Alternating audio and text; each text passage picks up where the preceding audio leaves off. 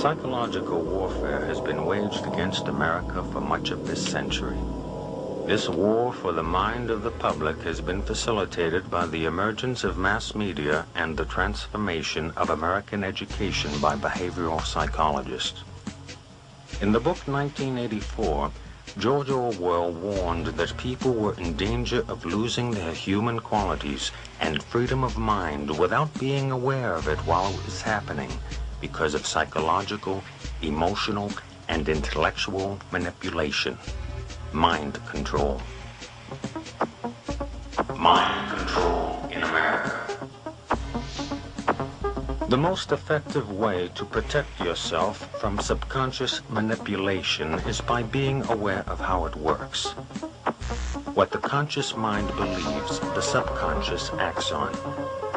It works like programming a computer. Information is fed into a computer, and the computer acts on it. However, if the information fed into the computer is wrong, it still acts on it. If a person believes something that is not true, the memory banks of the subconscious mind do not correct the error, but act on it. The theory of cognitive dissonance holds that the mind automatically and involuntarily rejects information not in line with previously accepted thoughts and beliefs. Many of the things that people believe are never questioned, especially when the information has come from a reliable source. It becomes easy to lose sight of why people believe some of the things that they do. Unser Führer, Adolf Hitler, dich,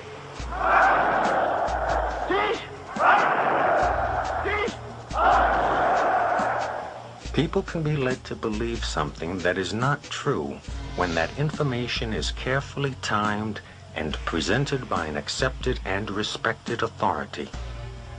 The purpose of propaganda is to direct public attention to certain facts. The whole art consists in doing this so skillfully that everyone will be convinced that the fact is real, wrote Adolf Hitler in Mein Kampf. To be effective, propaganda must constantly short-circuit all conscious thinking and operate on the individual subconsciously. The principles behind the big lie of propaganda are the same principles of mind control, hypnotic suggestion, mental programming, distraction, and repetition. Distraction focuses the attention of the conscious mind on one or more of the five senses in order to stop conscious thinking, thus producing a state of mind that is similar to daydreaming. Think of the times you have caught yourself staring blankly at the television screen, losing all sense of time and place. When you stop conscious thinking and your mind goes blank, this is the hypnotic state of mind.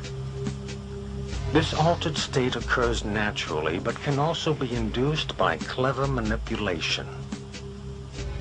Think of the times you have seen flashing words in TV commercials. The flashing words are a distraction for your eyes to lock onto in order to induce hypnosis. The purpose of this is to reduce any resistance to the message by stopping all thought and analysis. Watching television often produces an altered state of consciousness. Though not consciously perceived, the television screen, while appearing static, actually flickers.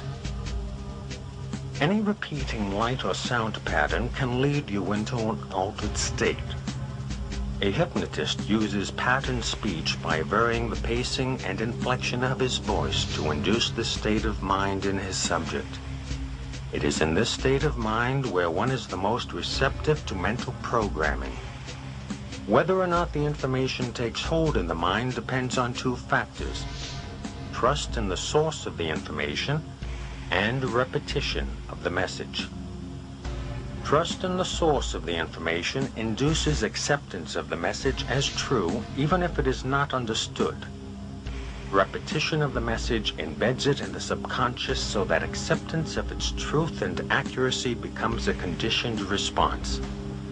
Thus, this information will be accepted as true without thinking about it whenever it is presented again. Subliminal perception is the process whereby you receive and respond to visual and sound information without being aware of it. The message in the form of printed words, pictures, or voices is presented either so rapidly or so faintly that you are not consciously aware of having seen or heard anything. In 1957, marketing researcher and psychologist James Vickery tested subliminal ads in a New Jersey movie theater. The messages, hungry, eat popcorn, and drink Coca-Cola, were flashed on the screen at 1/3000th of a second every 5 seconds during the movie. Sales increased for popcorn and Coca-Cola. Every major advertising agency in North America has sponsored extensive research into subliminal perception. Vance Packard's 1957 book, The Hidden Persuaders, revealed that American industry was researching the use of subliminal messages to motivate people to buy their products. Dr. Wilson Bryan Key has documented in 4 books the widespread use of subliminal ads by the advertising industry. Messages programmed directly to the subconscious bypass critical analysis and the conscious choice to accept or reject the message. Repetition of the message constitutes mental programming. Subliminal messages have been used in music, radio, television, and movies. In November 1957, TV station WTWO in Bangor, Maine, experimented with projecting a subliminal message on television. In 1958, radio station KOL in Seattle broadcast subliminal messages under the music played by its disc jockeys. How about a cup of coffee? Was one, and another was, someone's at the door.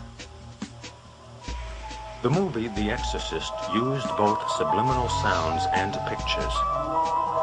A full-screen death mask of Father Karras was flashed on the screen at 1/48th of a second a number of times during the movie. The consciously unnoticed word pig appeared many times throughout the movie. The terrified squealing of pigs being slaughtered and the buzzing sound of angry bees was mixed into the soundtrack. Laboratory experiments show that people will react to certain words, pictures, and sounds with quickened pulse, faster breathing, sweating palms, and other indications of heightened emotions. People actually fainted in response to this movie. Many became nauseous, and many had nightmares. William Peter Blatty, the author of the novel and producer of the movie, was a CIA operative who served as the policy branch chief of the Psychological Warfare Division of the United States Air Force.